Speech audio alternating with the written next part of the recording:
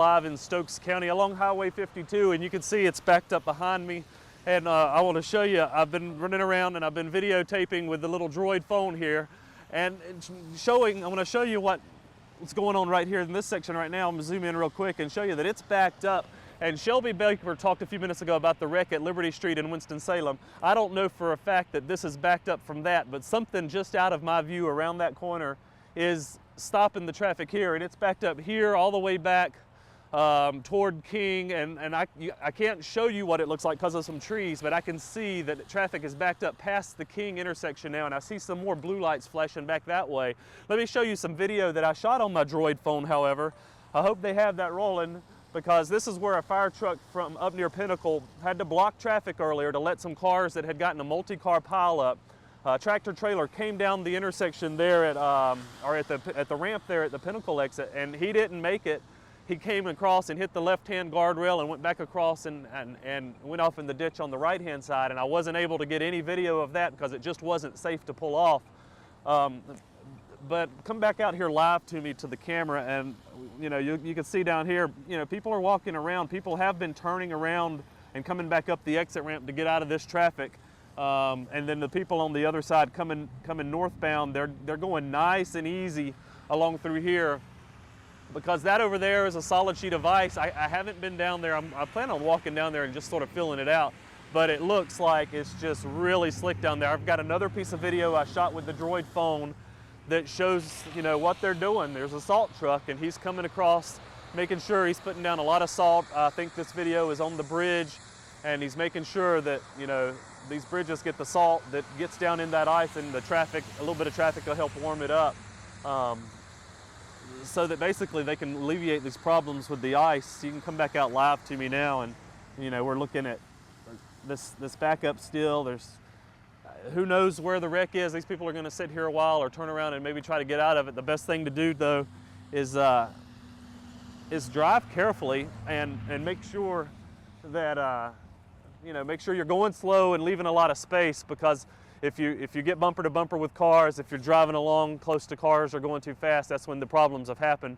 It was real slick coming up 52 when I came up to this location, and the live truck there, it got wiggly with me a few times, and it's just some places out here, they're solid sheets of ice, and that's that's why these accidents are happening. So drive slow, don't drive at all if you don't have to. Sit in your warm house. That's the best thing to do.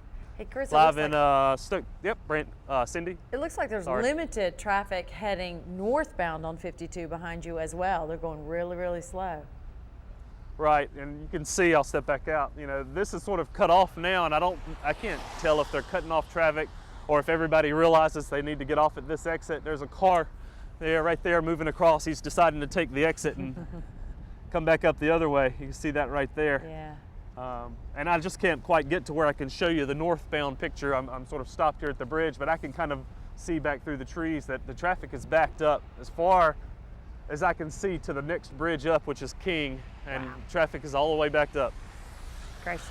Okay, Chris, thanks very much. Chris, you have had this stand up behind you for so long. Are those cars and trucks moving at all?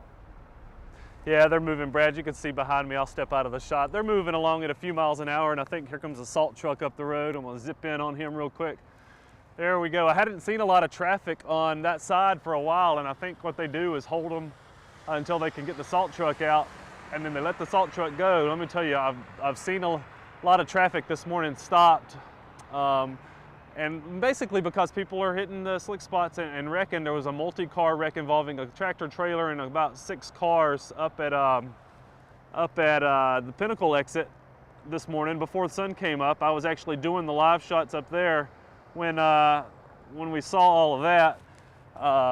It essentially happened during the period I was set up for live shots up there, and when I broke down to move a little farther south for some accidents we were hearing about, I noticed that one had happened.